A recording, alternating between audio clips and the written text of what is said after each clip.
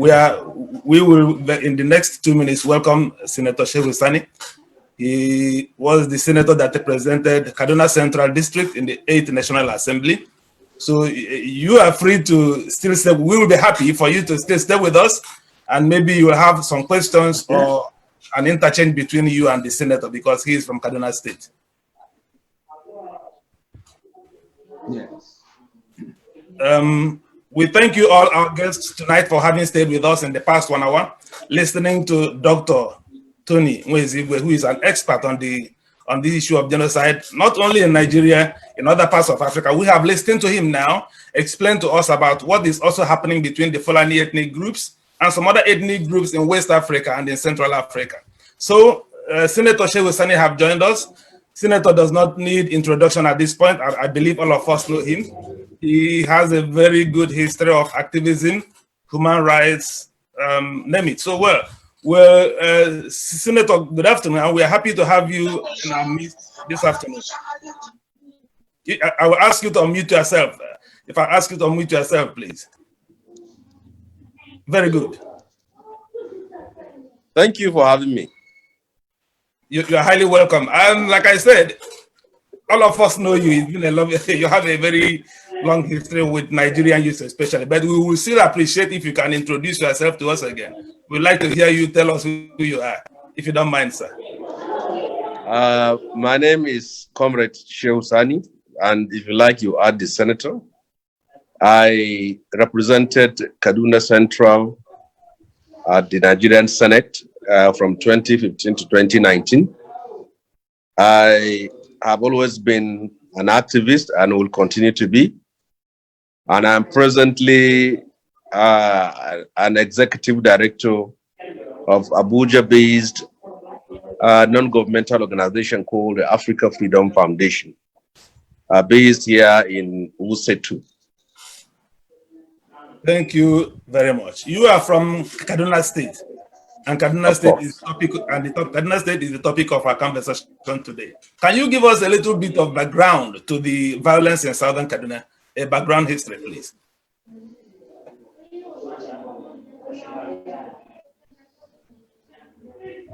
Hello? Yeah, hello. I don't know whether you had my last question, sir? No. Okay, my question is, can you please give us a background to the crisis in Southern Kaduna today, because you are from the area. So we'd like to hear you give us a background to the conflict between in Southern Kaduna especially, particularly.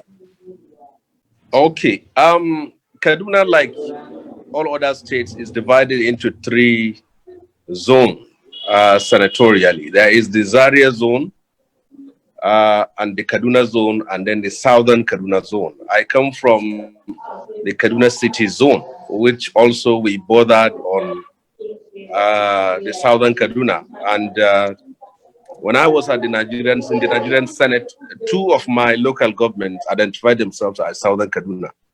So the history is this. Southern Kaduna in the last 4 decades has been a theater of ethno-religious violence between Muslims and Christians, or between Hausa Fulani on one side and also the indigenous tribal groups and affiliations in that part of the state.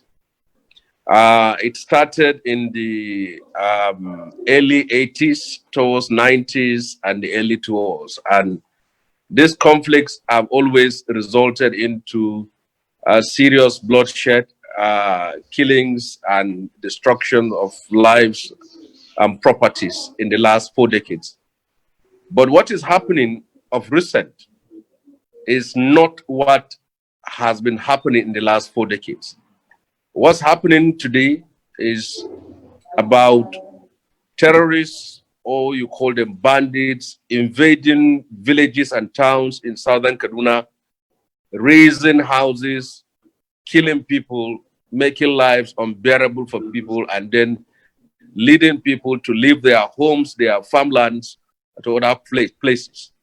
Now, what has been happening in Kaduna State, in parts of Sokoto State, Zamfara State, and Niger State is also what is happening.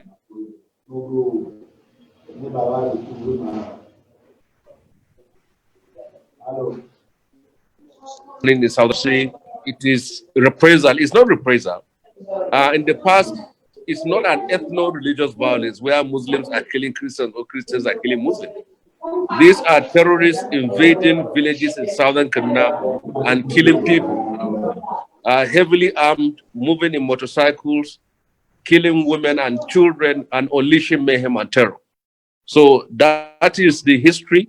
And also parts of Kaduna State are also not in southern Kaduna, have also been facing the same problem.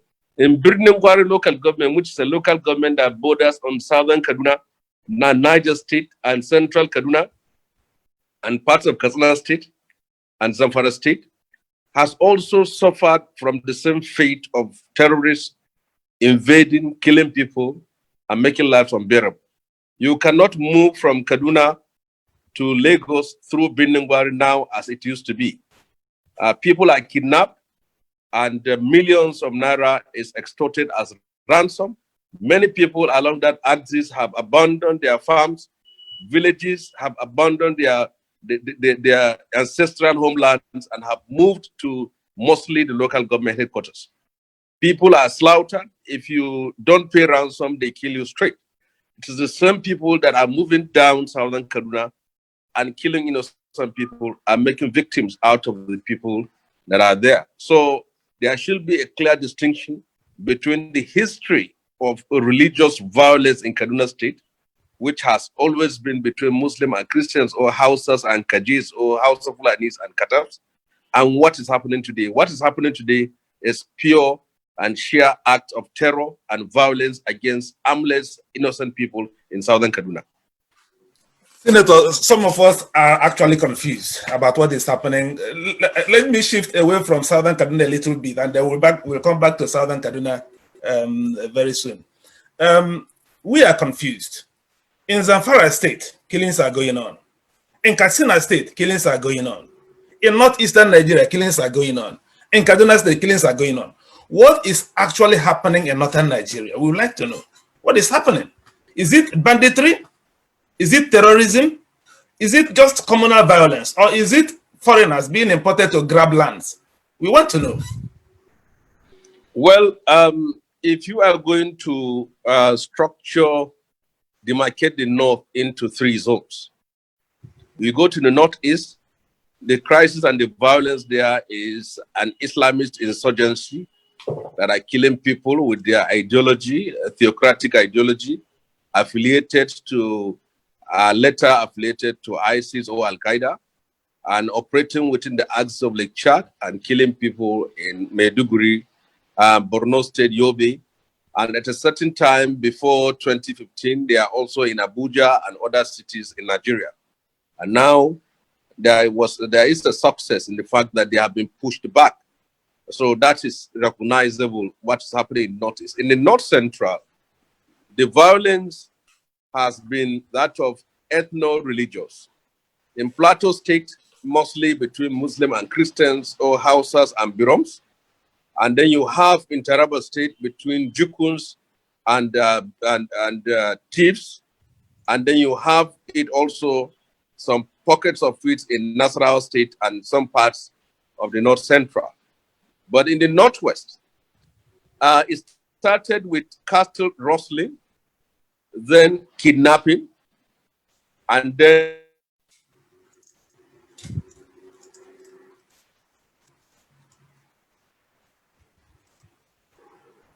now in northwestern part of Nigeria. It has been allowed to grow. Government has failed to nip this in the bud right from the beginning.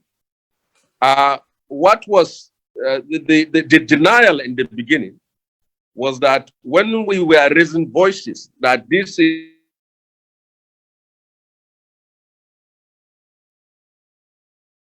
is a serious threat to serious national security and action need to be taken, the government and its apologists thought that we are simply raising unnecessary alarm. While I was in the Nigerian Senate, I have consistently, together with Senator Marafa from Zamfara State, we have consistently rose and spoke eloquently and in detail of what's happening in the Northwest. But that was denied, and the government kept saying they are on top of the situation. Now it has reached a point whereby the cattle rustlers, the kidnappers, and the bandits have all joined together and become a one strong terrorist force operating within the northwestern part of Nigeria, mostly occupying rural areas, and many parts of the northwest is now an ungovernable space where they are fully in charge. They have even gone beyond killing people and extorting ransom to even sending messages to villages that you either pay this or we are coming to raid you. Many people have abandoned their farms, and there is a possibility of hunger because most people there are farmers. So this has been something that has been allowed in the last 1 decade to grow. When this government came into office, their concentration was what is happening in the northeastern part of Nigeria. We're leaving the northwest, and now it has reached this point. The borders are porous. They are aware invasion from outside, and now they have entrenched themselves. They have become a state within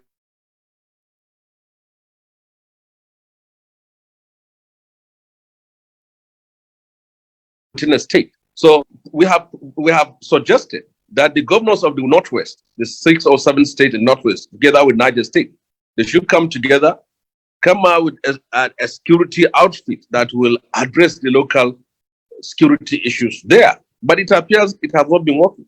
All the strategies that has been applied by the Nigerian army, the police, the Air Force have actually not worked. These are not sophisticated criminals.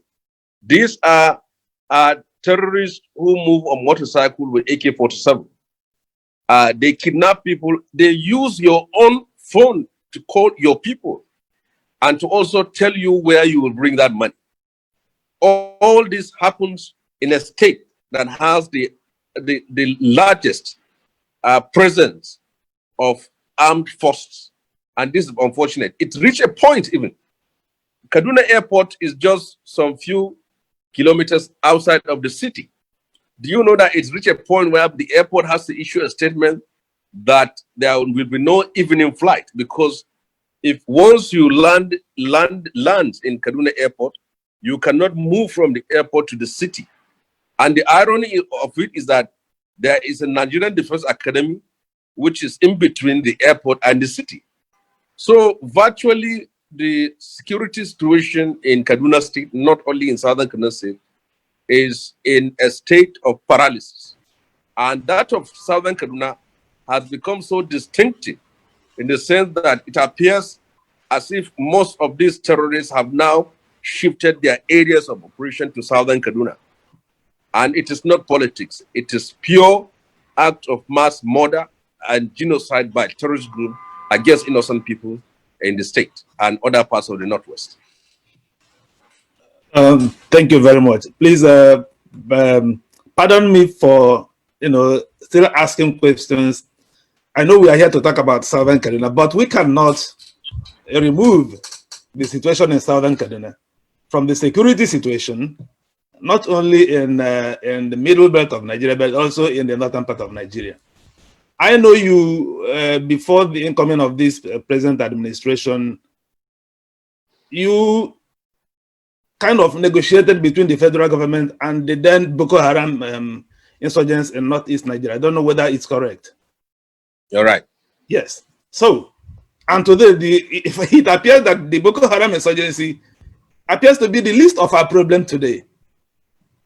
So, who are these? People are wondering, who are these Boko Haram? Who are sponsoring them? Because it appears they are not getting their funding and military hardware from Nigeria. So who are sponsoring these people? Because since you kind of interacted between the Boko Haram insurgents and the federal government, who do you think are sponsoring them, please? Well, when the Boko Haram crisis started in 2009, when their leader Mohammed Yusuf was killed, and they decided to pick up arms against the state, I was concerned that if nothing is being done about it at that very time, we may reach a point where it is going to be out of control. It was in the spirit of that that I personally reached out to President Olusegun Obasanjo, and I also reached out to the insurgent group through some contacts in Maiduguri. For the avoidance of that, my mom is from that Maiduguri. Despite my dad is from Kaduna State. So I was able to reach out to them through an intermediary, and I asked Obasanjo that he needs to intervene, even though he was not in power at that time, but see how he can convince the government to explore the path of dialogue. And then he went there, I took him there, and then we sat down. And after we sat down, 2 days after, some elements from the group that are not opposed, that are opposed to there was some sabotage, in the sense that one of the person who organized the meeting was killed 2 days after we have left. Then the ideas that but we met with members, family members of the group, and they brought out ideas on what needs to be done to bring an end to the insurgency. And if I can remember, one of the things they requested was that there should be an end to security harassing them, and need to rebuild their schools and homes that were demolished, and also to release some of their members who have been in detention for a very long time at that time. So those were, and then they promised him if such things was done, they will certainly move towards bringing an end to the violence. Now, it was possible to have achieved peace and end to the insurrection at that time. But the very moment that those insurgents started aligning themselves with terror groups outside of Nigeria, then they simply became an affiliate. An affiliate also cannot negotiate, cannot decide on anything, because the parent body is either the ISIS or is Al-Qaeda, and that becomes so difficult. So for most of us who are trying to help and to intervene and to find a solution to the problem, it becomes difficult and also dangerous to do that. So, but virtually, many of us have to pull up. But the government later set up what they call a dialogue committee. Many recommendations were made and still were frustrated. And because the government thought that the group could be defeated using the military means, but it became so impossible to do that. But it is quite different from what is happening in the northwestern part of Nigeria. In the northeast, you have a leader in the person of Shekau, and also there's a splinter group there. So they have their structure, and they have what they want to call, they want to establish an Islamic empire. They do issue out videos, and they are affiliated to international terror groups. But in the northwest, it is simply cattle rustling that have moved to kidnapping and now raised to banditry and then to terrorism. So they are not as organized as what you have in the northwestern part of Nigeria. In the northeast, not in the northeastern part, in northwest, they don't plant bombs, but they use AK-47. They raid villages, extort money, and pillage ransack a whole city. This is what happens in this place here. So that's why it's so difficult, even in the northwest. Even governors that have taken the path of negotiation like that of Zamfara and Katsina, it became so impossible for them because the bandits in the northwest are being motivated by money. If you want them to lay down their arms, it's not just to give them money, but you have to continuously give them money because that is what they are out for. And the danger of it, as the report has it by the U.S. security intelligence agencies, is that these terror groups have infiltrated the northwest. Not that the bandits were originally terror groups, but the fact that the lawlessness and the anarchy and disorder in the northwestern part of Nigeria has created a veritable ground for outside forces to come in and also lead the offensive in destruction and mass killings. So this is what is happening. And I believe that if we don't give it the attention it deserves, even those in the cities in the Northwest who think that they are safe, they will never be safe.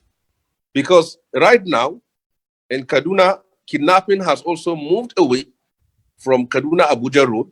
They now come to the city to kidnap people and then take them back to the villages or to the hinterland until ransoms are being paid.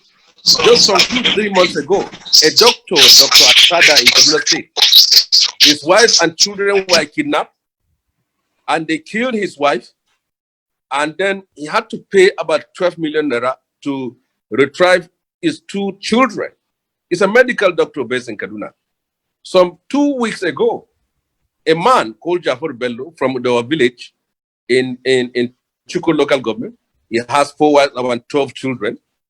He was slaughtered when he tries to go to his farm. And I tweeted that. So you can see the level of insecurity as it is and the danger it poses to the Nigerian state.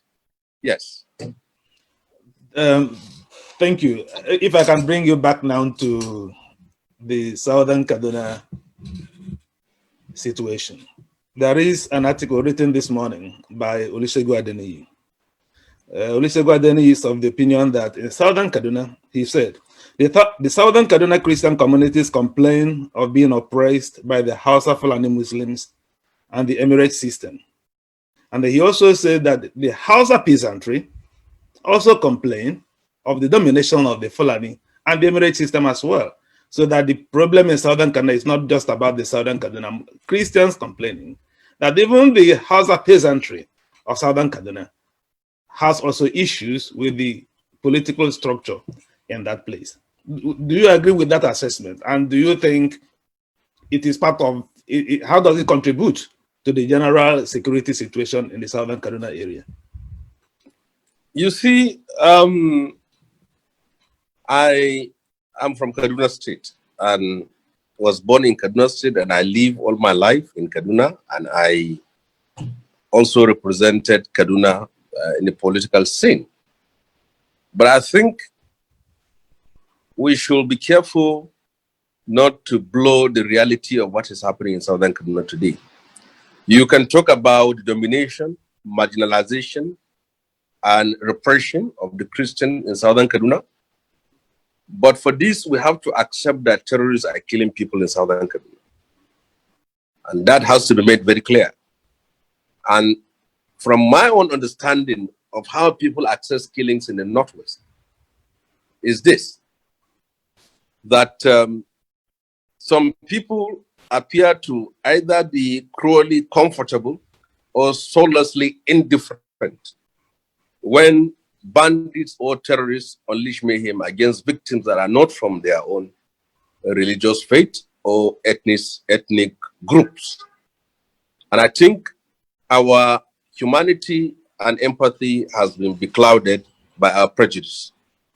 What's happening in Kaduna, in Southern Kaduna today, is terrorists are killing people, raping women and killing children and driving them off their lands. That should be accepted. Then you can come to the other issue.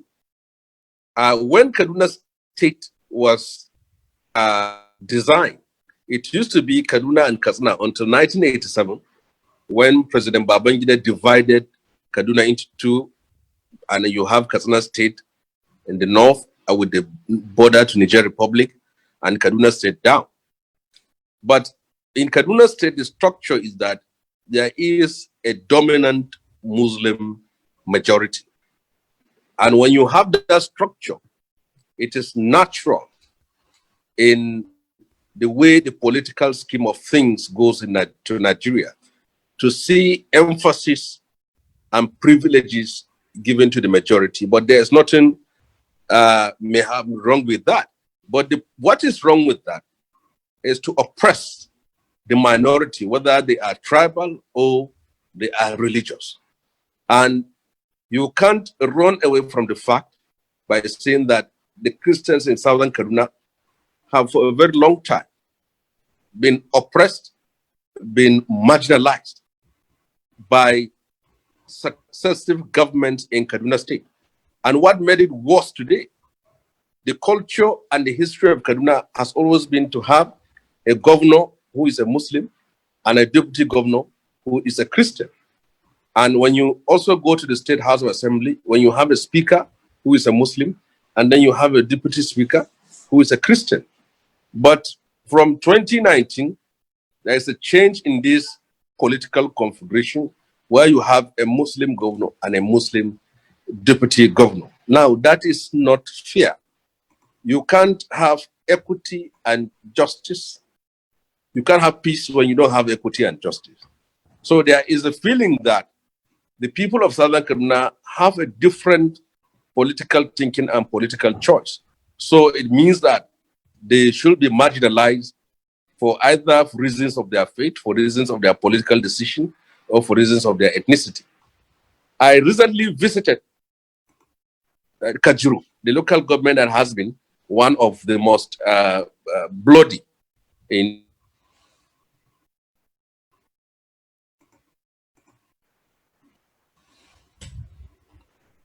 and the Christians in that local government are determined to work together to fight the terrorists who do invade their lands. But peace has to be institutionalized. Leaders in the state and in the nation must demonstrate justice, fairness, and equity of people from all religion if you want peace. I also visited the Sokapu office. From my own understanding, I said it very clear. Southern Kaduna are predominantly Christian, but there is also a Muslim population in Southern Kaduna. So the Christians in Southern Kaduna majority should protect the Muslim minority in Southern Kaduna. And the Muslim minority must divorce themselves from any form of sympathy for any person who tried to explore their religious differences to kill and maim innocent person. If Mustafa is killed and Christopher said nothing about it, it means he's an accomplice to he has sympathy. And if Christopher is killed and Mustafa refused to condemn it or show some form of sympathy to terrorists, then he's in league with terrorists. So as far as I'm concerned, it will not be wrong and it's far right to say that the people of Southern Kaduna have actually been marginalized in the political scheme of things as it exists in Kaduna State today. And it is the way the state is being structured. And the solutions will be this, either to have an equity whereby they will be fairly treated and equally represented in the scheme of things, or else it's going to be difficult for that state to remain in peace for a very long time. And that has led to the agitation for their own state, what they call Gurada state or what they have, because they feel that they have been marginalized.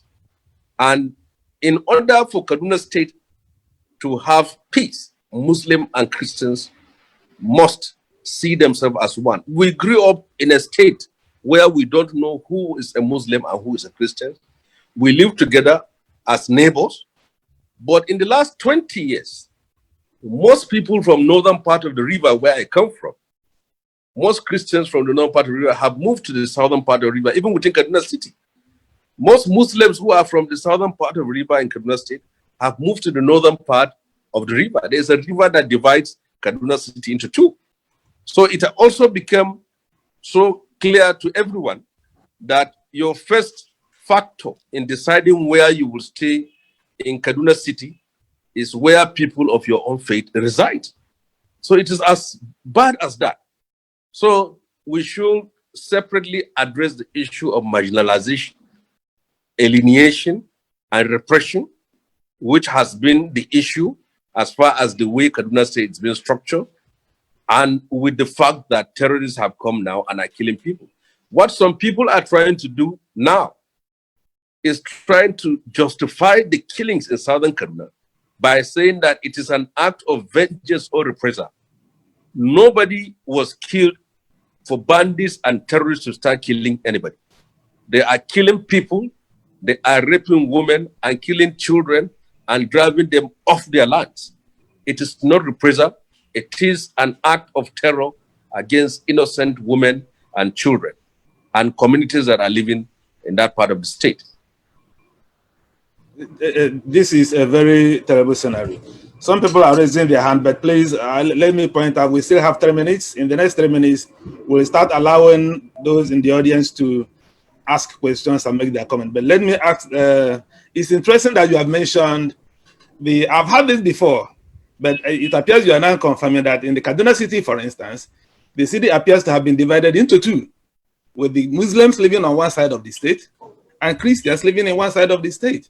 And those who are Muslims on one side, the minority are moving away. In other words, there is, relocation. Well, it doesn't appear to be this way before, especially before the advent just a few years ago. Now, let me read this explanation by the current governor, Nasir El-Rufai, about the problem in Southern Kaduna and see whether you agree. He denied that what is happening in Southern Kaduna is not genocide.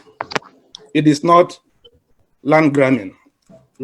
He said the current outbreak of violence in parts of Southern Kaduna was triggered by a clash over farmland. He said this on Tuesday, August 4, 2020.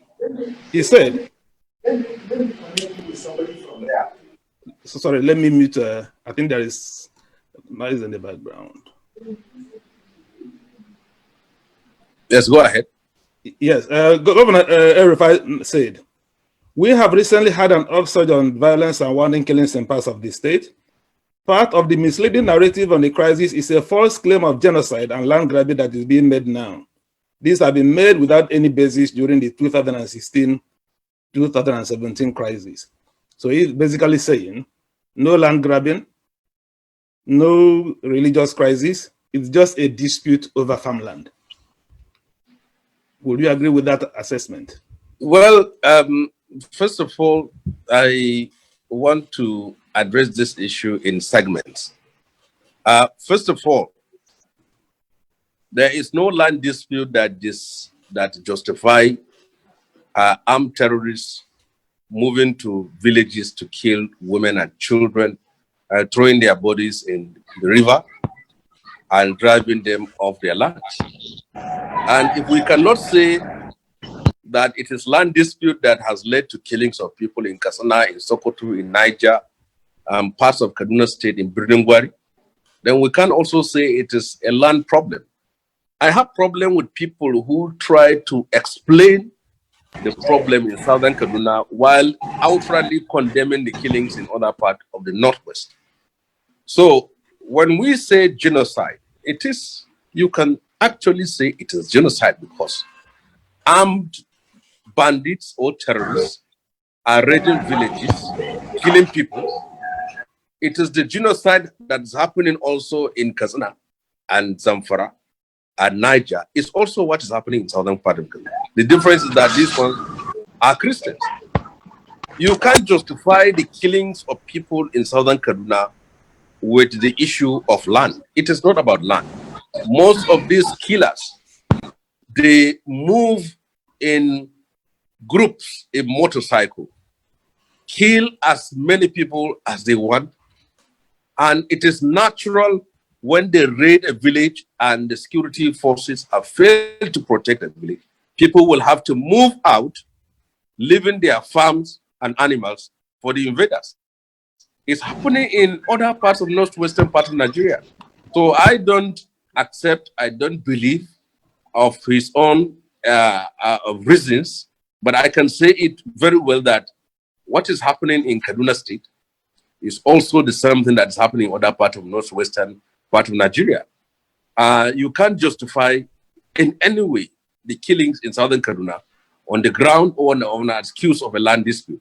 Land disputes can be resolved in the best way possible through mediation, through intervention of government, not to give backing to terrorists who are killing people and say they were killing people because of land.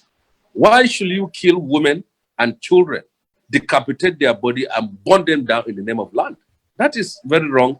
And it's also very wrong for any person in the government to ever say such kind of thing. I have seen the point.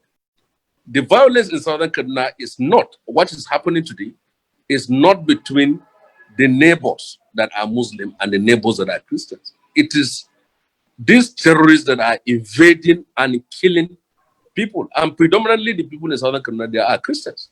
So I don't believe in what he said. And I said we should also not justify terrorists by trying to attach the label or the emblem of reprisal or revenge to them, giving them justification of what they have done.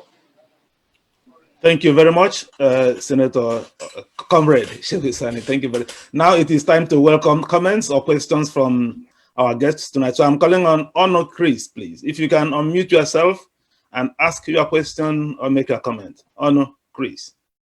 If you can unmute yourself, please. Honor Chris, are you able to unmute yourself?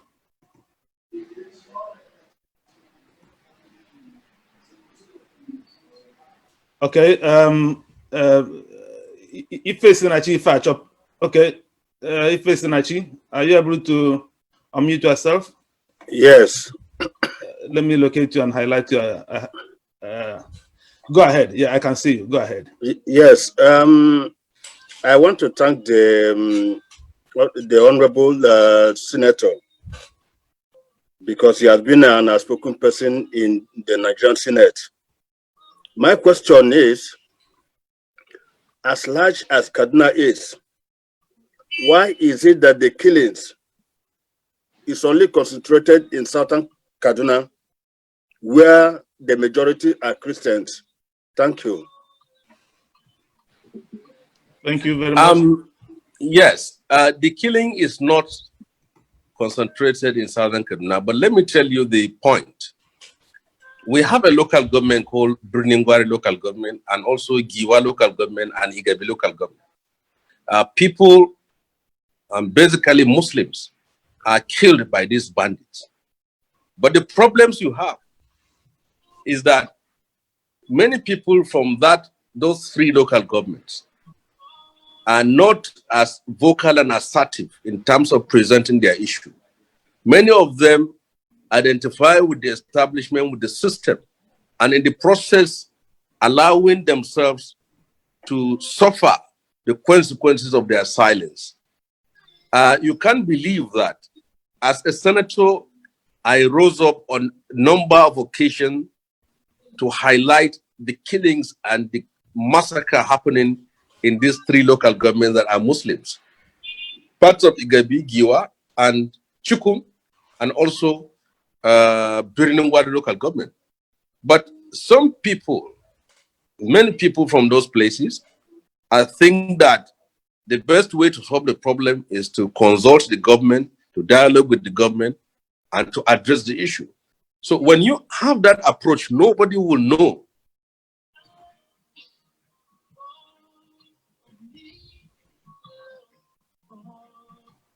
that you're sad. But when it happened in southern Kaduna, and again, those three local governments I mentioned are politically aligned with the northern part of Kaduna. So they see themselves as part of the establishment. And as such, they don't want to be seen to be exposing what is going on. But what is happening in southern Kaduna, that is basically Christian and with a small Muslim minority, that whatever happens, it is easier for the world to know because they have more people that are proactive, educated, and with a wide reach out to the media to let the world know. And they also have a strong organization that clearly, in detail, daily, let the world know of what is happening in that part of the world. So if the Christians in southern Kaduna now tells the world of how their people are being killed, massacred, it is not their problem if the non-Christian from other parts of the state decide to conceal their own tragedy. So as far as I'm concerned, the killings are not only in southern Kaduna, but the fact is that the people of southern Kaduna are standing up for their right and are also letting the world know of the problems which they are being faced with. So I think this is for one to decipher of the two conflicting analysis of violence in Kaduna State. Thank you very much. Before we take the next question, let me point out that there are people from southern Kaduna who have indicated they want to attend this interview to narrate their personal experience. So if you are here, I think Luca, I don't know whether he's left. If you are here, please let us know, indicate by raising up your hand using the device, and then I will recognize you. Let's take the next question, please, from Engineer Dauda Nuhu from, can you please unmute yourself and ask your question? Dauda.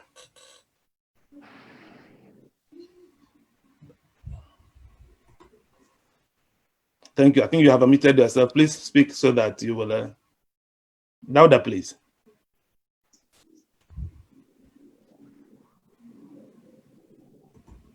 If you can start your video so we can see you. Dauda, please. Can you please ask your question?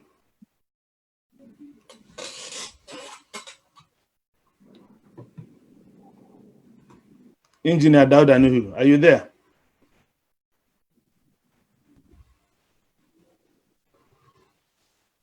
Okay, Tim, can you ask your question? Can you unmute yourself and ask your question? Yes, thank you very much, Mr. Moderator, and thank you, Senator Shehu Sani, for honoring this invitation. It's nice seeing you here. Without wasting much time, I will go straight to the point.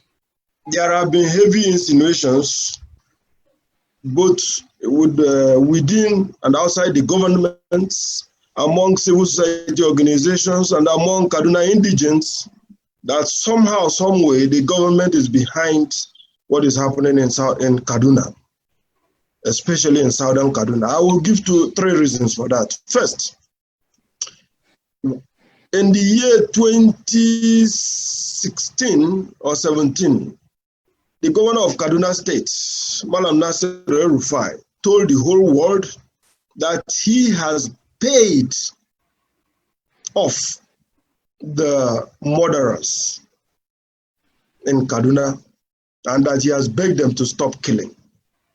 That in itself is an admission.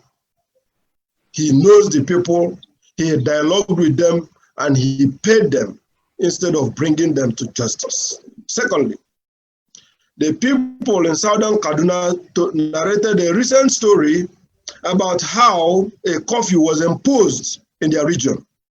While the curfew lasted, while the people, the innocent and helpless people of southern Kaduna were locked in their houses, the security apparatchiks were all over Kaduna or southern Kaduna trying to maintain a reasonable degree of security. These marauding bands went into some villages and killed innocent people. Where was the government when this was happening? Where are the security apparatchiks when this was happening? Thirdly, Dr. Tony Nwezigwe just hinted something to that effect severally in his speech, although you were not here when he said that he has reasons to believe.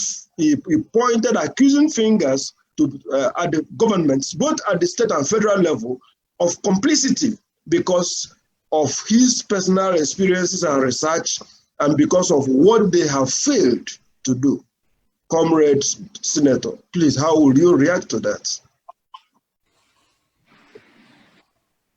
Well, if you go through my positions in the last 4 years and my press statements and interviews I've granted, I've always come out to condemn statements and utterances and positions that appears to have tilted in favor of one religion or ethnic group in the state and against the other. And I believe that in a state that is divided along that line, with also history of conflict and crisis, sectarian and ethnic religion, whatever a leader says or do will certainly, meanings will be interpreted to it naturally.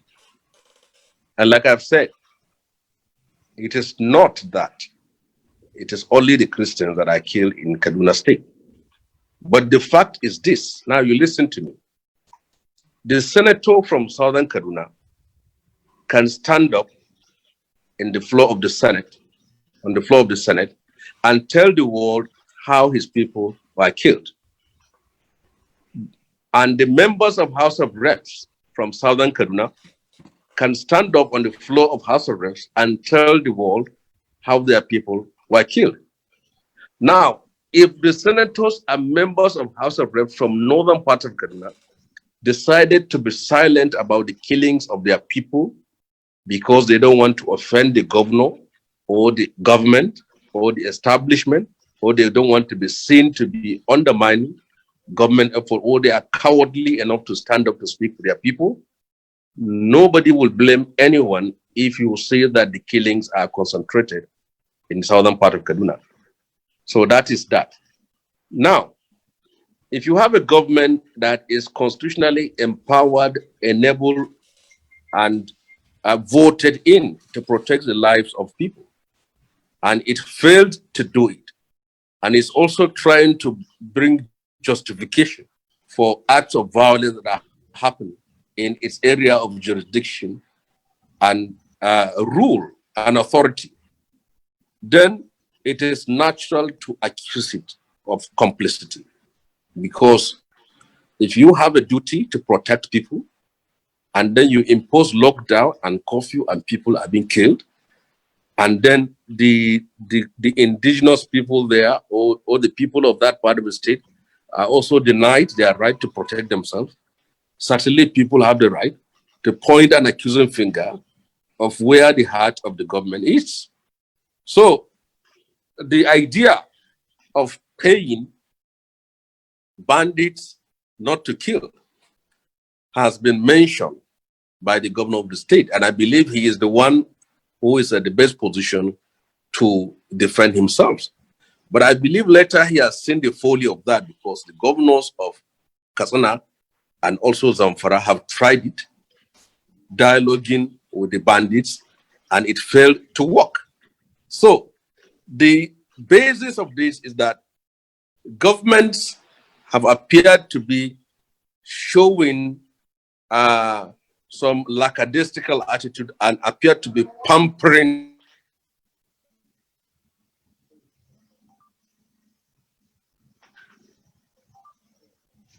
those terrorists, political justification or other issues in order to cover up their weaknesses and justify what is happening. So all that you have said is a testimony to the fact that government in the state and the federal level and security agencies have not only failed in Kaduna State, but have failed in most part of the northwestern state.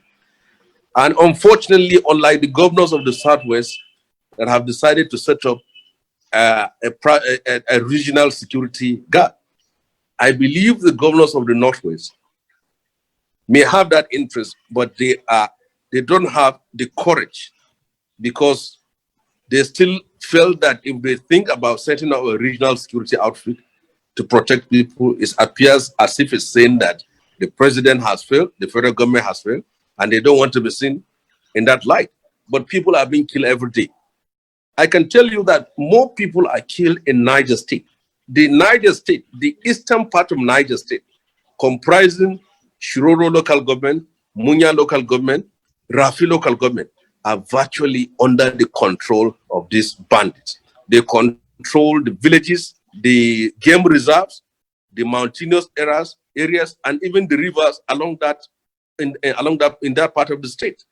So, but it is not getting enough publicity as other places.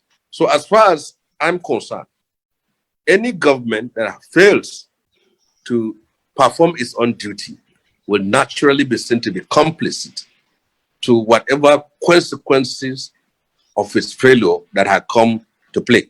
So as far as I'm concerned, this is my own assessment of what you have said and also my response to it.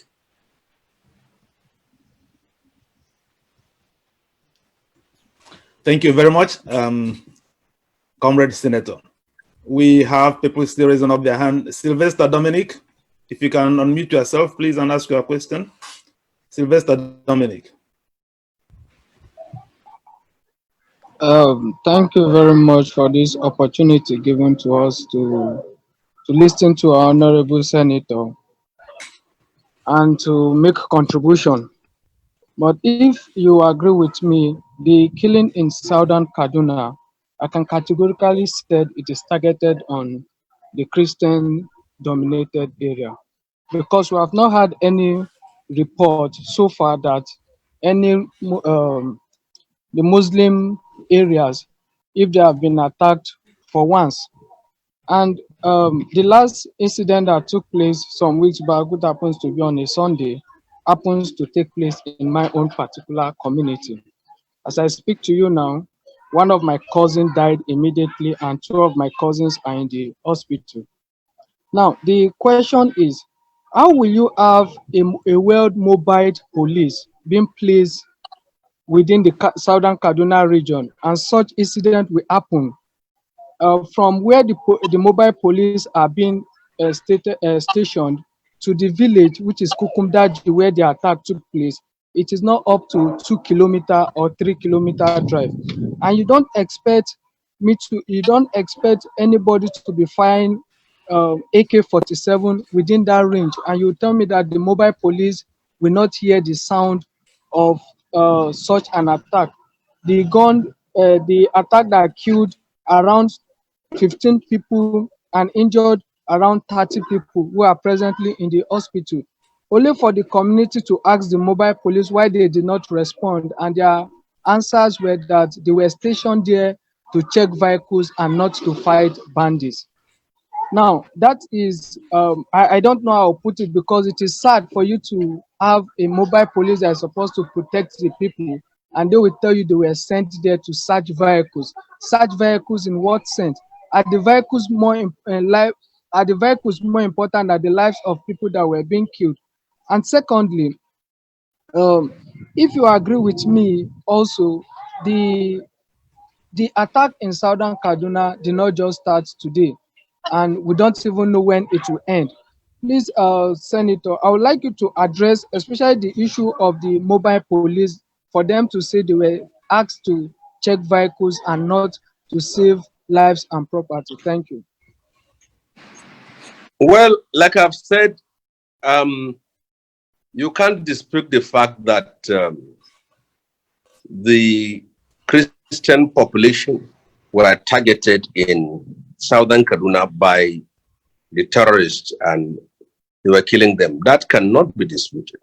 And it becomes impossible to dispute it, because the Muslim side, in terms of these three local governments that I have said, those who should speak for them have chosen to cover up the tragedy which their people are being faced with.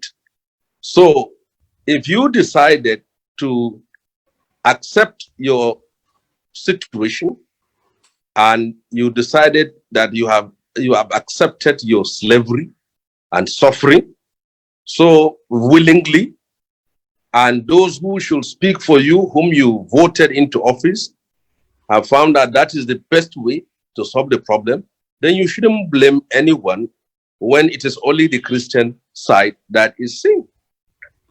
If the Muslim side are also suffering from that, show it to the world for the world to see.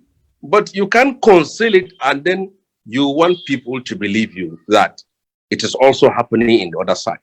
Nobody is going to believe that. So those who are making this point that Christians are being targeted is because their points are valid, because it is the one that can be seen physically on the ground.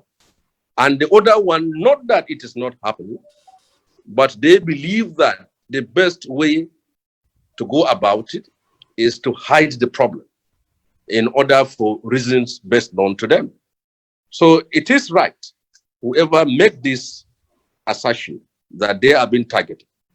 Now, having said that, not only the mobile police, but Kaduna State, and particularly Southern Kaduna, have some of the most strongest presence of military and police locations in Kaduna State. And this thing is kept on happening. It's unfortunate and is unexplainable. And you can, with the heavy presence of security, and things like this happen, it is natural for anyone to conclude that there is a conspiracy, even if there is actually a failure of duty to act, it will be seen to be a conspiracy.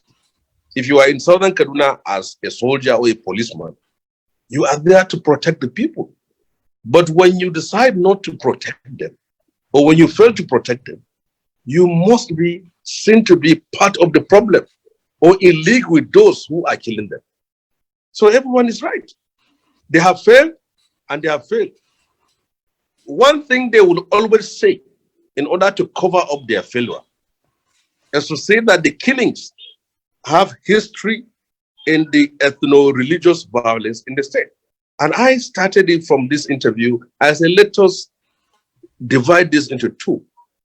This is not ethno-religious violence where Christians and Muslims bring out knives and stones and machetes and then start attacking each other. These are organized groups coming into the Christian-dominated areas and targeting people that are predominantly Christian, massacring them, killing women and children, and raping them, and pillaging their property. It's a fact. And it is backed up with evidence, pictures, and moving images where people can see. So if you are from the Muslim side and you decided not to show the world your own problem, your own tragedy, because you do not want to embarrass the government, then you don't blame anybody for bringing out his own problem. If I'm sick and I tell the public that I'm sick, then certainly people will come to my aid. But if you are sick and then you try to hide your sickness for one reason or another, you can't expect people to believe it is only you that can say you are sick or you are not sick. So what you said is right. The security have failed, whether they are soldiers or policemen, to protect the people of Southern Kaduna. And whoever now come out with any form of theory that aligned that failure to conspiracy or complicity, I think he is right. Thank you very much. Thank you. Our time is coming to a conclusion. We have a few questions left. Kolumba Obala, please, if you can unmute yourself. Kolumba Obala, please, and start your video.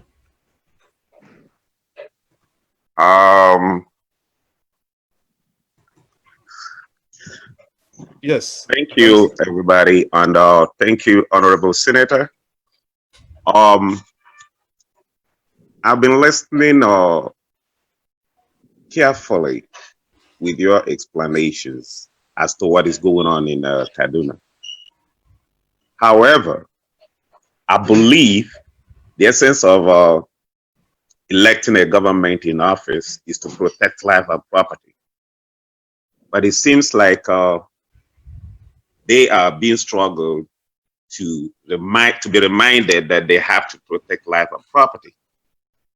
My question, is it a coincidence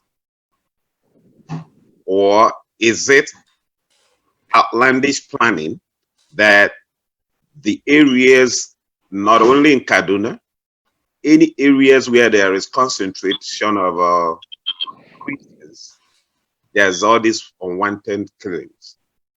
Is it coincidence or is it a grand master plan? Because from what we gathered from private researches and investigations, most of these killers and atrocious people are not Nigerians. And if the government is there and they are not protecting the people, what do? We protect ourselves? And if that is the case, why won't they empower people to protect themselves? Because how can somebody be walking around with AK-47 on a motorcycle and the person is seen, caught, arrested, released the next second based on a phone call from upper and above? And there are confirmations to that. So if it's not a grand master plan, Why would a phone call come from a high up or a higher order to release somebody seen with AK-47? I know in Nigeria is a law that once you're seen with a gun, it's almost like a death sentence. But somebody has an assault rifle, no license, no nothing, walking down the streets, and no questions asked. So that's just what my concern is. Thank you very much. Thank you very much, sir.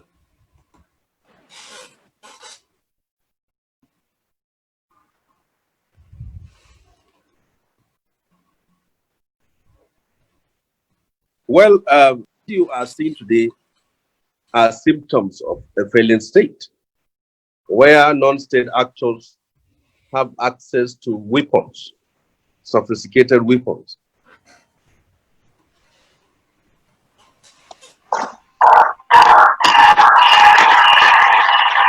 And becoming an authority, and even going to the point of taxing people, extorting villages, and even demarcating areas of authority for themselves. These are symptoms of a state that is failing. And it is the fact that in some parts of the state, in some parts of the north, the attacks are basically in areas that are predominantly Muslims. And in some part of the northwest, like in the southern Kaduna, they are basically Christians. But the fact is this: the Muslims side are also suffering, like I've said, of this tragedy and killings.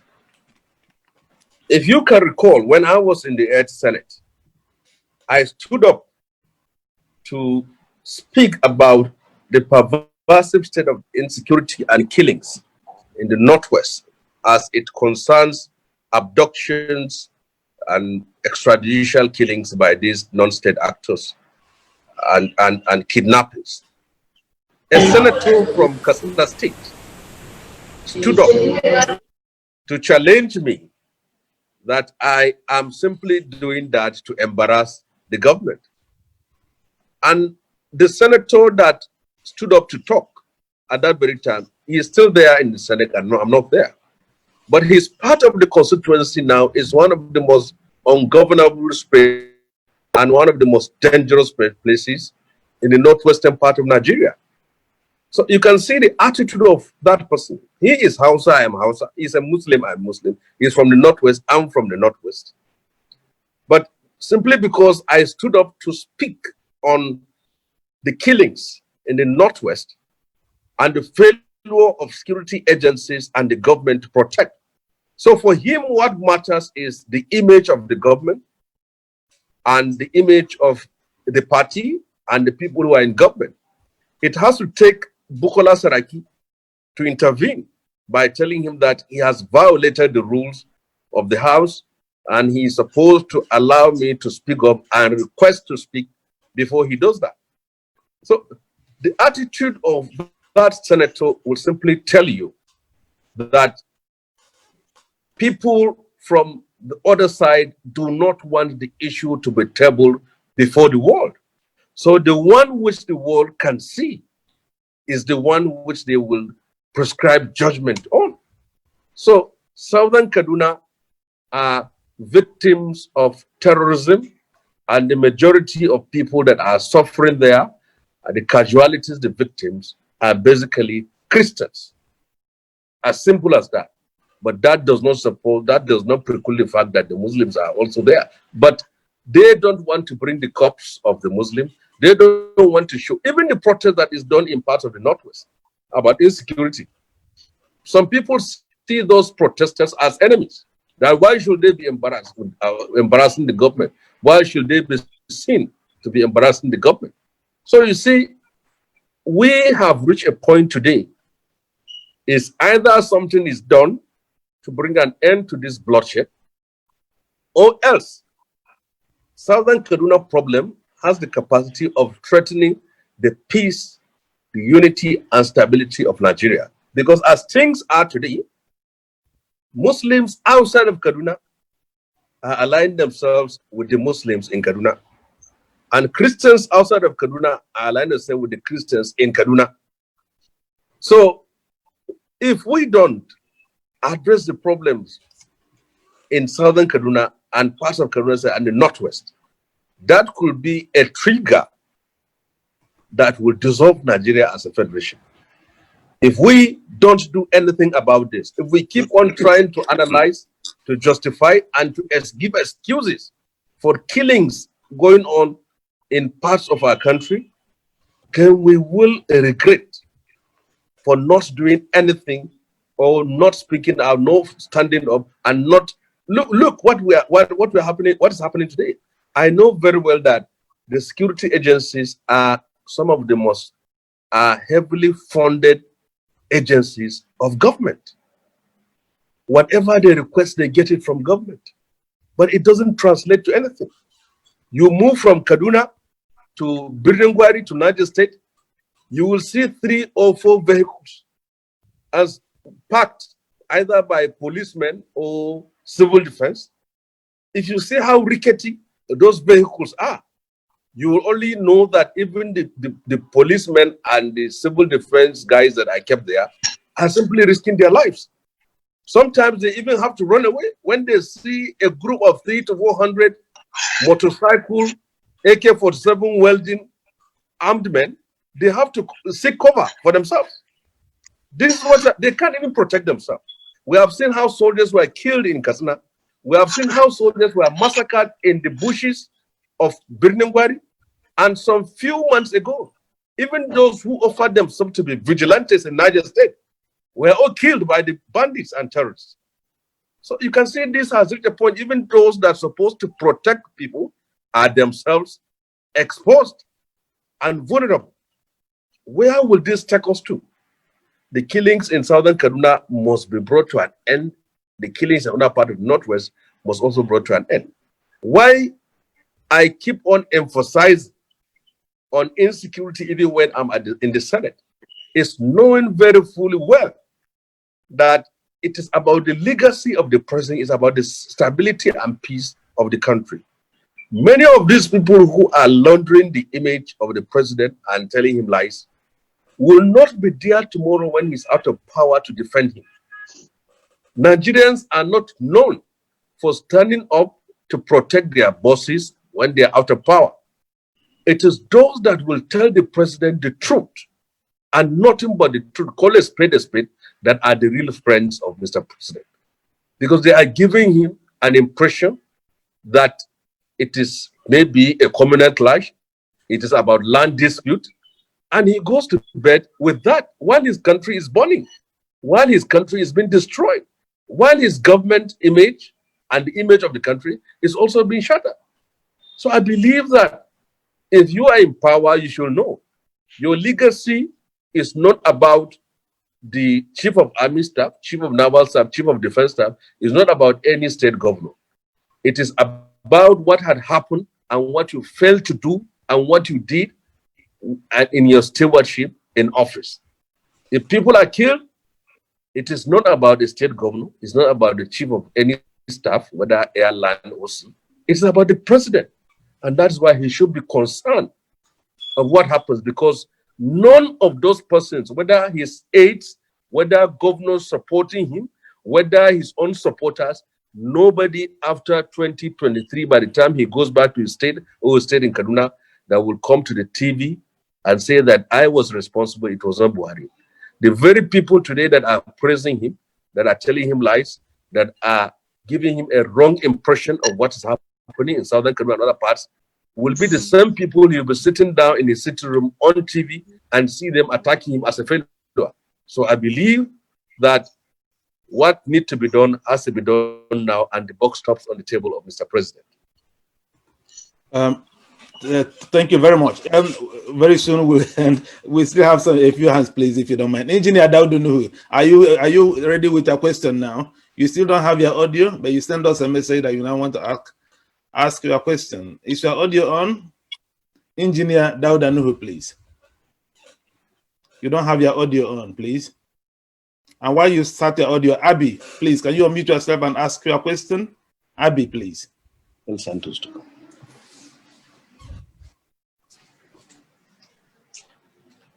Abby, can you unmute yourself and ask your question, please?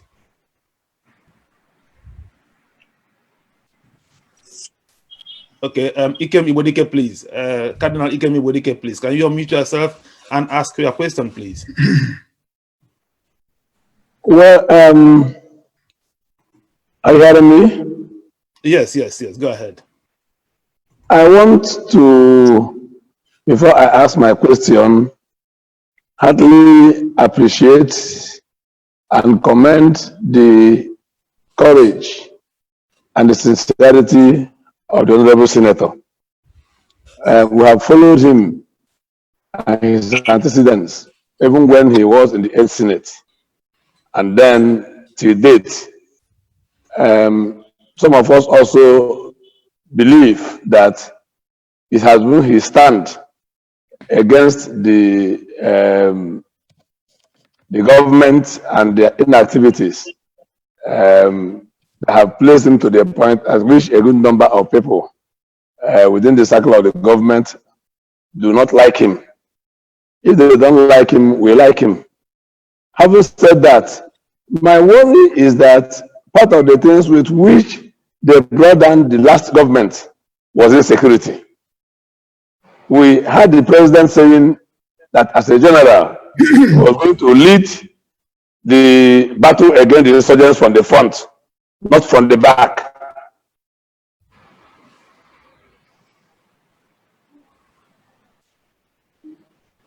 Is your audio still It was. Yes, go ahead.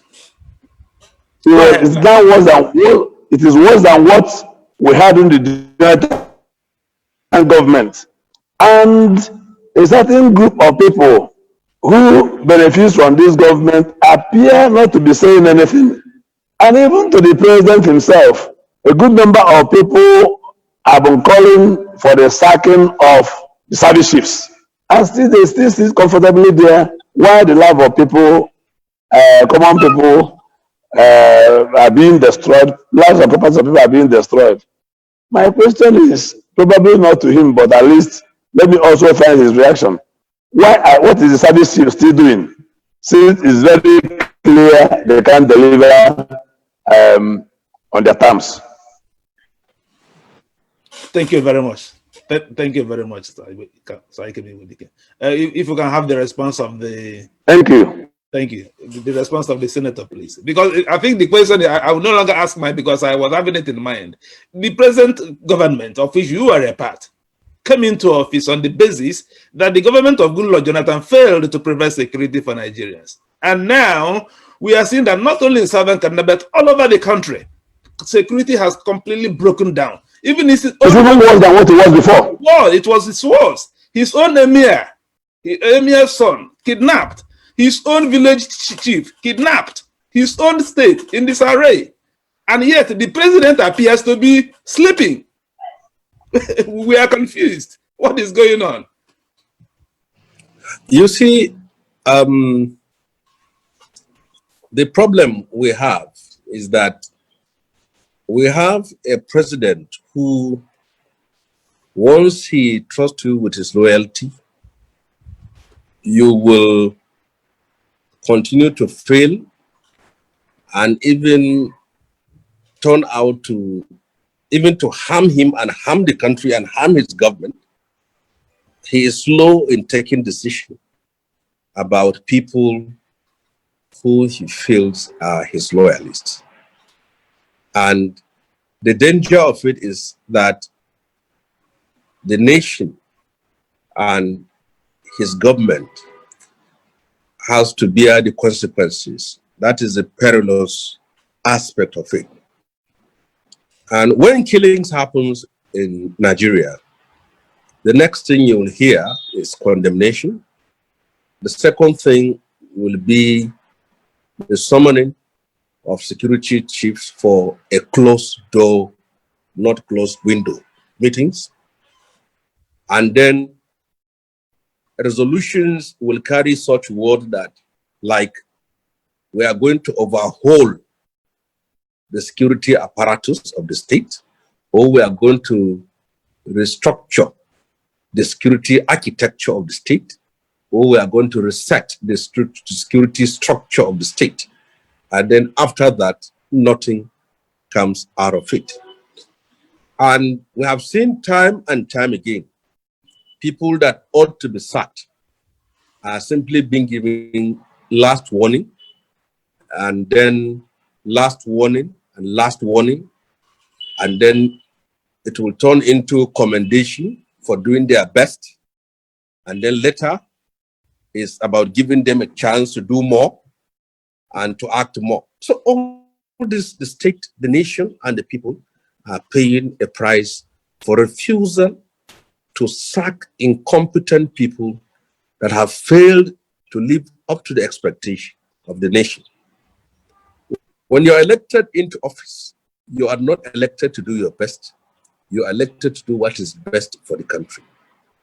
And if your best is leading the country to harm's way, then you should know that your best is as harmful as the tragedy which the people are experiencing. So, I believe that Jonathan's government is not a perfect government that you will say is an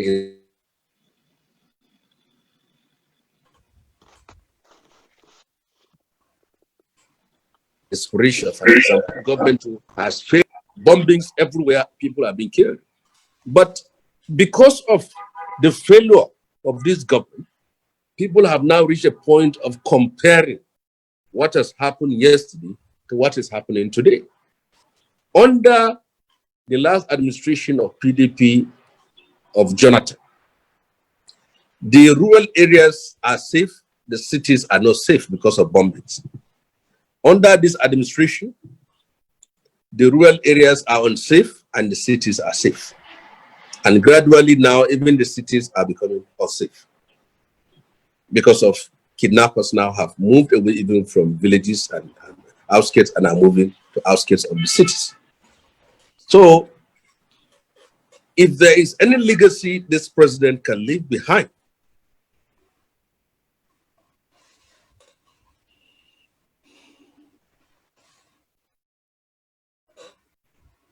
and he has only less than 24 months to do it.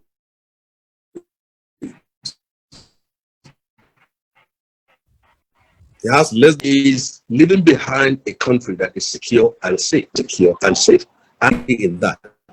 And it is for him to take action over people that he entrusted and empowered them to preside over the affairs of the security of the country. If he refuses to do that, he will continue to carry the burden of their failure as his own.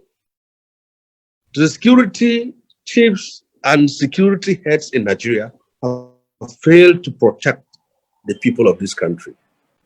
It is incumbent on him to bring in new people with new ideas,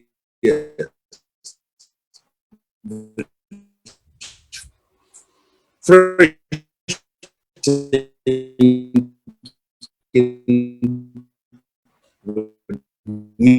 new strategy to see how this issue can be addressed, how the security of this country can be restored. But this appears the only government in the history of Nigeria where if you are appointed, you are given an appointment letter, you are also guaranteed the security of your job, even if you are failed. So if you are appointed, you can continue to fail until the last point of it, even if that goes on the progress or prosperity of this country. It's a shame because the government came of addressing the problems of unthinkable to say that protest. And when people like Professor Ango Abdullahi speaks, instead of listening to them, trying to extract from them what is the best way possible to solve the problem. Then can you look at a man like Professor Abdullahi and say he's a one-man squad, that he doesn't have troops?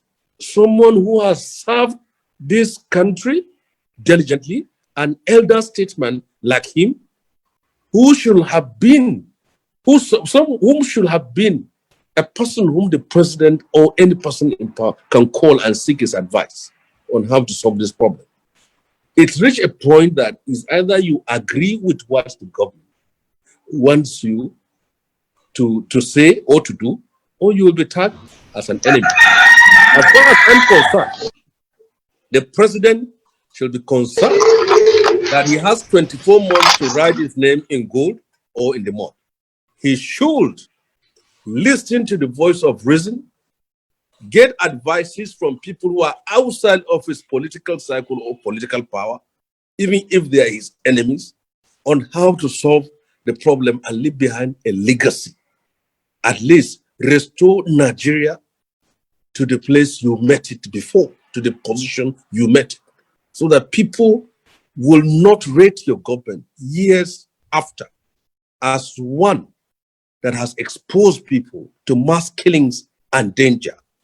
He must be concerned about that. In the next less than 3 years, he's not going to be the president of this country. He's going to go back to his hometown or come back to Kaduna with us and stay. Let him know that inasmuch as he struggled to be president of Nigeria from 2003, and God made him in 2015, his legacy, his stewardship should matter, not preserving a loyalty that has become so harmful to you, harmful to your government, and harmful to the security of the country as a whole. If a loyalist is incompetent, remove him and bring somebody who can deliver. The record goes to you, the credit goes to you, and the credit also goes to the country. That is my view. Thank you very much. I think that about sums it up. But we will just take this last hands and then we'll come to a conclusion. Let's just listen to these four hands. It will not be them asking and then the comrade senator answering them no, because our time is up. So let's just listen to these four hands. They ask their question. We'll take all of them together and then the senator will give us his concluding comments. So first of all, I'm calling Sani Abdullahi Adamu, please. Unmute yourself. Sani Abdullahi Adamu, quickly, please. Can you unmute yourself? Sani Abdullahi Adamu, please.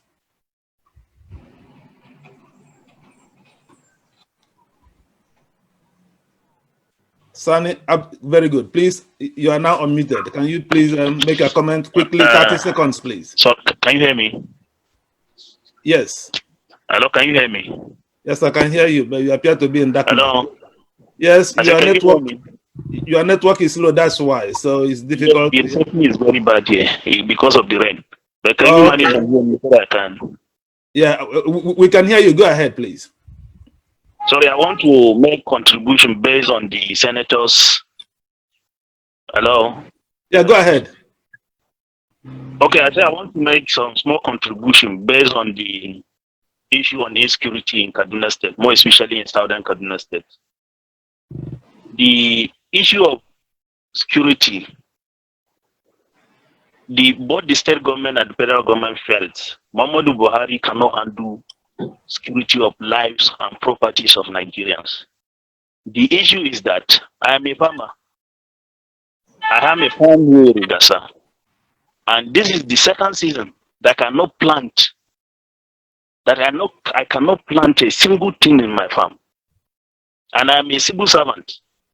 If I work, then I'll come to farm and farm what I'll feed my family for a year at least. And I plant some cash crops. Hello? Yes, go ahead. So I see no reason why we can still be making noise on these people. I don't think if they can do something reasonable to take distance. There is nothing has been done. Our people have been kidnapped, not only in southern Kaduna. Here in Gasa, look at how many people have been kidnapped. In our homes, not in the farm now. So what are the issues? What are we going to do? Can we take the security of our lives in our hand? Or can we just continue just looking at the government, this government that is not based, and they are now making noise on coronavirus. This is the virus that is killing us. People are killing us in our houses. People are killing us in our farm. So what they want us to do? Please, I need a way out, please, on this. Thank you very much. We are sorry for your personal experience, and it's a very vital contribution. This is what we want to hear. We want to hear from the people who are actually experiencing this pain. Thank you very much. Let's take again Sylvester Dominic, please. Please unmute yourself, Sylvester Dominic. Go ahead. Thank you very much, Honorable Senator, for your contribution. I would say this is one of the best conversations I've had so far when it comes to matters of security. Mr. Senator, I would like to ask this question. Do you think dividing Kaduna State as a whole will bring permanent solution to the killings in southern Kaduna as an whole? That is my question. All right. Senator, if you don't mind, let's take all of them together and then you respond finally because our time is almost there. Let's take another one. Abby, are you able to unmute yourself now? Abby, please. Abby, are you able to unmute yourself now? Okay, Nuhu Haruna, please. Are you able to unmute yourself? Yes, go ahead. Yes, I'm able to unmute myself. Go ahead, please. Yes. Thank you, Shehu Sani, for your contribution. And I know you are caught in the middle. You are Senator for Kaduna Central, both Christians and Muslims. So I know you are towing a very thin line. Now, but what I want to, my own is just a little contribution because of the future of Nigeria as a nation. Now, you said Muslims have also been killed in Zamfara, in other far northern states. But when it comes to southern Kaduna, it is only the Christian communities that are being killed. And when it comes to the central government and the Kaduna state government, they are not even, it's better if they have been silent. But instead of being silent, they decided to say it's a reprisal attack.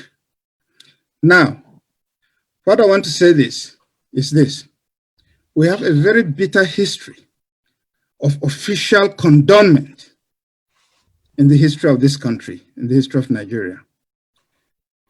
If a Hausa man decides to kill a Hausa man, it will be his problem because it has happened in the past.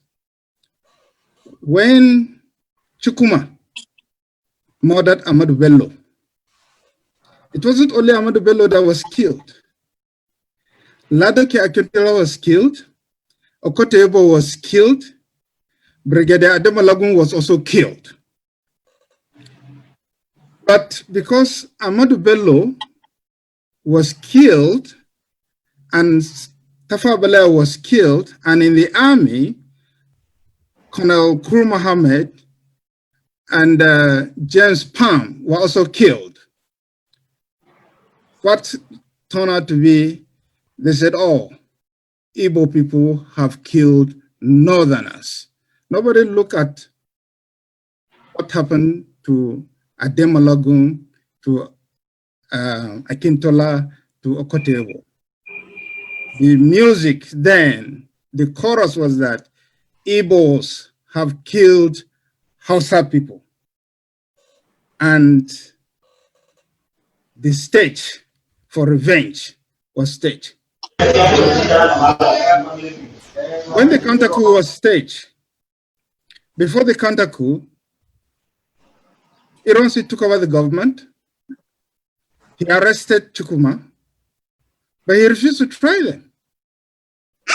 Then again, it was seen as official condonment. He has arrested his brothers. He refused to try them. So his counter coup was staged. When the counter coup was staged, Igbo people were slaughtered. Gowon was in charge. They were slaughtered across the north. Hassan Katsina was in charge in the north. He didn't do anything. They didn't do anything to stop the killing. They could have moved swiftly with the army and the police to stop the massacre of Igbos in the north, but they didn't. There was an official condonment. official condemnment.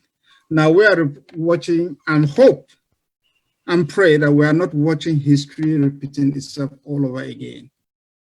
That there is official condemnment, because now when it comes to the killing of Christians in southern Kaduna, it's a reprisal attack. That's even bad enough. It would have been better for them to be silent, honestly. Now, if the officials, President Muhammad Buhari, who is President and Commander-in-Chief of the Federal Republic of Nigeria, and all the security agencies that are under control of the Northerners, except the Nigerian Navy, if they decided to keep silent and continue to say it's condemnment, like Shehu Sani, you have suggested, there is an alignment going on, not just in Nigeria. It's not just Nigerian Christians siding with Southern Kaduna and Nigerian Muslims siding with the government. It is the world that could be dragged into an epic battle. And we hope that we don't ever live to see that. Some of us are witnesses of the Nigerian Civil War. It was terrible. It's not a good thing. That official condemnment led to millions of lives being lost. Okay, thank you very much. I'm seeing the hand of Dr. Nwankwo Nweziwe up. If you can unmute yourself and make your comments, please.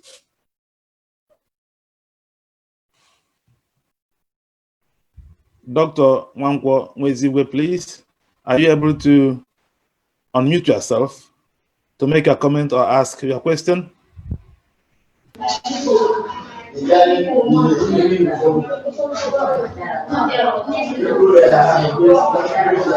Hello.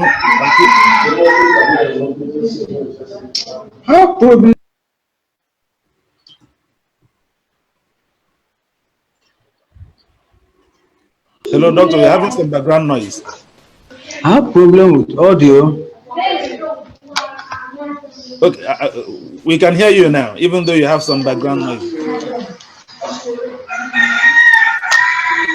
You have serious background noise. My network is giving problem here.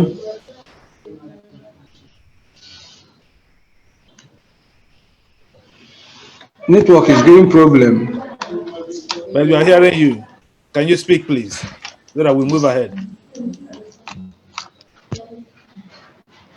Hello, problem network. Problem network. Okay, let's move to the next person then. Ife Sinachi, please. Problem, having problem. Ife Sinachi, please. Ife Acho, please. Let's round up. Thank you very much. I'm so glad with the answers of our able senator. But I want to say here that there are something that the senator need to look into in his answers. And that is the boiling pot or the time bomb that is existing in our polity. The Yoruba nation are not happy. The Igbo nation are not happy. The people of Niger Delta are not happy. And it seems that the 9th Senate and the House of Representatives are docile, and that is the proper language to use. They are docile because it looks as if they are rubber stamps. Because I followed all the proceedings of the 9th Assembly. They were up and doing. They stood up as people who were elected to act for the people. But the National Assembly led by Lawan seems to be part of the executive. They're making it impossible for them to think think outside the box and find solutions to what is about to happen, because nobody can claim to be ignorant of what is about to happen in that country. So I don't know what the senator will have to say about this. Thank you. Thank you very much for your useful contributions, sir. Thank you very much. Finally, do we still have Mbonu is here. Mbonu has indicated he has some comments to make. Yes.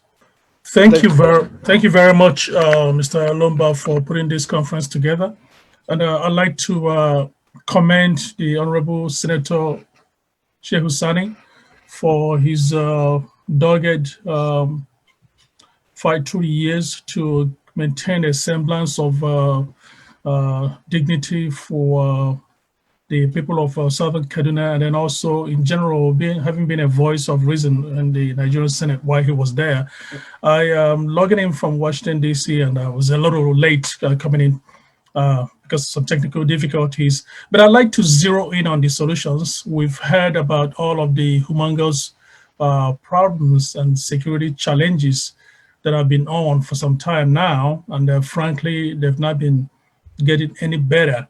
Now, when I also see some of the comments here and some of the notes in the chat, I see that as much as we have all identified what the problem is, we have not dwelled greatly on the solutions.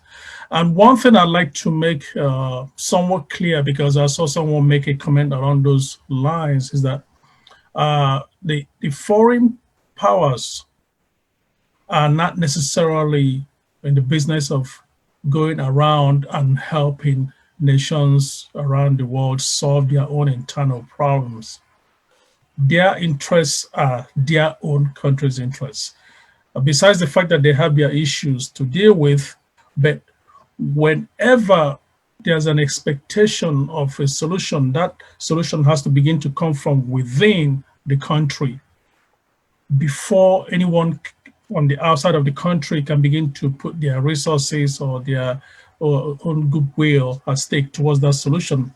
And so I say that to remind all of us that the solutions of the problems of Nigeria are going to have to come from within.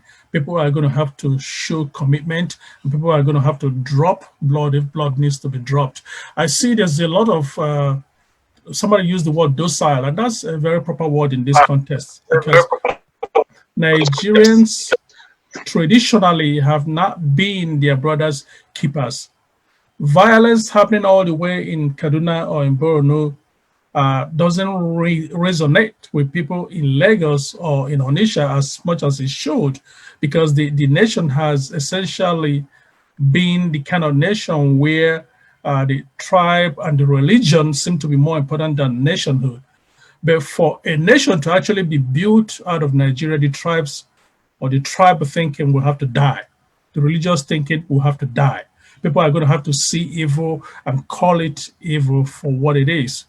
And on a practical level, because things are really, really beyond sitting back and analyzing them at this point, at a practical level, I would suggest that Senator Shehu Sani and whoever else is in the front line of these things begin to reach out, which I'm sure they've done this in the past, but maybe this has to be tailored a little differently, to build a nationwide coalition, some kind of a nationwide civil coalition. And that coalition would actually have to also include Muslims, maybe moderate Muslims. I'm sure there are some very influential Muslim leaders in Nigeria that are still on the moderate side without having to consider anything that is done in the name of religion or the Muslim religion to be the right thing just because they are in that sect, in that Muslim sect. I don't know too much about the individual Muslim leaders in Nigeria, the most influential ones, and they are thinking in these things. But if it means reaching out to some of these people to be able to call evil, evil, because from what I've heard here today also, I think it may be wishful thinking to think that Mr. Buhari, who's the current president, is going to try to solve this problem.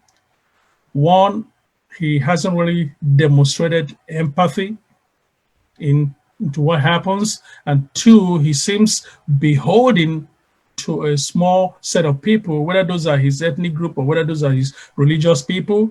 It seems that being beholden to those people does not give him the breadth to be able to see something from a more holistic view. And so government is an actor, but government is not the only actor. The people themselves are supposed to be ordinarily more powerful than the government. There's 300,000 police in the Nigerian police force. If 1 million Nigerians come out on the streets, the 300,000 police people will not be able to contain them. But we're not expecting that maybe 1 million will come out tomorrow, but if we begin to build a coalition of people from every corner of Nigeria who see this as evil, as the evil that it is, and then formulate some kind of a plan, not just waiting for the government, but a plan that will go beyond the government, because the government is really a fringe of the people. They are there for a limited period of time. I think that will go a long way and an impactful way to begin to address the problem with the force that which needs to be addressed. People from Western nations, they know about some of these things, but they're not necessarily going to live their life in their country and come down to come and take up police guards in Nigeria and take up security positions in Nigeria to be able to solve this problem. The beginning of solving this problem has to come from within. There has to be a mass collaboration to begin to solve this problem. Thank you, and I'll leave it at that. Thank you. Once again, this is Oke Bono in Washington, D.C. Thank you very much, Mr. Bono, for creating our time, despite the time difference we have with you to be with us tonight. We appreciate you are joining us in this conference, and in fact, we look forward to having you on our platform, possibly on a separate topic, very soon in the nearest future. Thank you very much again for joining with us. Thank you, everyone, all our guests. This is the much we can take this afternoon. We appreciate all of you, please, creating out your time. We are happy that you joined with us. We have some very, well, what do I say, notable personalities among us today, this afternoon, and we don't have time now to start mentioning them one by one. But we thank you all for being here with us. It's been a very worthwhile engagement, and we thank the Senator for creating our time to be with us. And I think the Senator has left some time ago. I think the Comrade Senator is no longer here. I think he left some few minutes ago. But we are happy that he spent almost 80 minutes with us. It's more, I think 90 minutes taking our questions, and being someone from the area, it took, I think we are happy. It took courage because we have approached a lot of people to speak on this topic from northern Nigeria, but many of us are afraid to come out publicly. So we thank him for making out this time to come and speak.